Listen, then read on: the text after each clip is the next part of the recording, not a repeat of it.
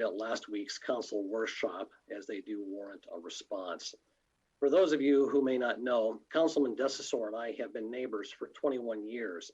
We live about 500 feet from each other, close enough that if he has something to say to me, he can walk up the street and we'll have a neighborly conversation as we have had over the years. Councilman Desisor made a number of comments about the need for civility in this body, many of which I agree. While simultaneously demanding civility, he also chose to make unfounded accusations and call me names. Civility is a two-way street. It cannot be demanded, it must be demonstrated. Councilman Desisor is a lawyer, and he feels compelled to defend his friend, Council President Wooldridge. That is his choice. However, this will not change the fact that people are reading Mr. Wooldridge's emails on the Hudson Files website. And I know that I have been repeatedly asked by residents about whether they were appropriate. As the members of this body will recall, the city manager offered to have the city solicitor draft a legal opinion on the subject and then backed out of that agreement in order to refer it to this body. In other words, she wanted the person whose emails were being questioned to have input over the scope of what was going to be discussed. I would not have gone to the auditor for an independent, impartial review if the city manager had simply honored the agreement to have the city solicitor draft a legal opinion on this matter. More importantly, to this day, council has made no effort to discuss any of the other issues raised by this website. The city manager has not been called out over the fact that she endorsed a candidate for city council against an incumbent member of this body. Even though she stated that she could not appear at a public event, her endorsement of this candidate was done on a city email and could easily have been forwarded to dozens of people throughout the city. Nor has she apologized for appearing to malign a member of this council and make fun of one of our state legislators representing Hudson, herself a former member of this body.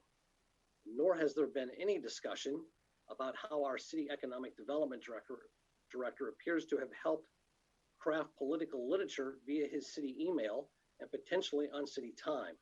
None of this appears to bother Council President Wooldridge nor Councilman Desisor. Instead, they have chosen to not only attack me personally, but also to accuse me of trying to carve out a new role for the mayor.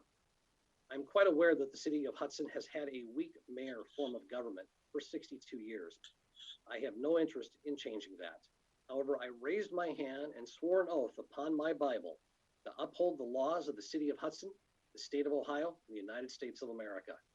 Those laws include not using city resources for political campaigns. Let me be clear, in spite of the false rumors promoted by people like Councilman Desisor, I have no interest in changing or trying to change Hudson to a strong mayor form of government. This matter should be left to the voters. If Hudson voters ever decide to change our city charter on this topic, I would hope that they do so in a manner that allows people to have a new mayoral election before it takes effect. It is still perfectly reasonable for any elected official, even the mayor in our weak mayor form of government, to seek out all necessary avenues to uphold the oath of office we all took. The Code of Ethics for the American Society for Public Administration states that public officials should, quote, seek to correct instances of wrongdoing or report them to superiors.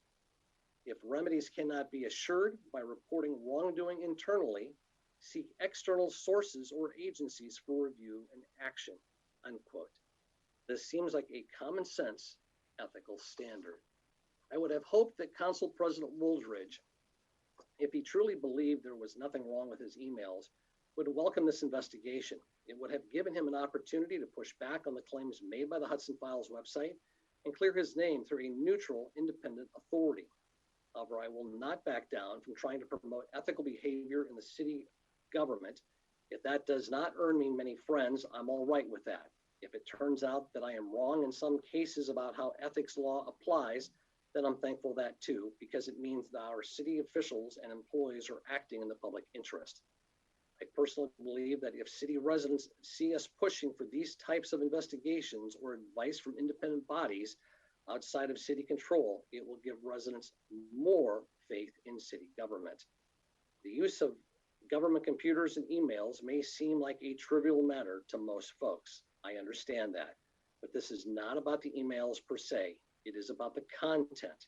Hudson residents deserve to know that if they disagree with city policies, the candidates for city council can run in a free and fair election to try to change those policies without taxpayer resources being spent to try to influence things behind the scenes. Without City Hall trying to put their thumb on the scales, I hope that in the coming weeks, this body can agree on these basic principles and begin to reassure city residents that their voices can still make a difference. Thank you.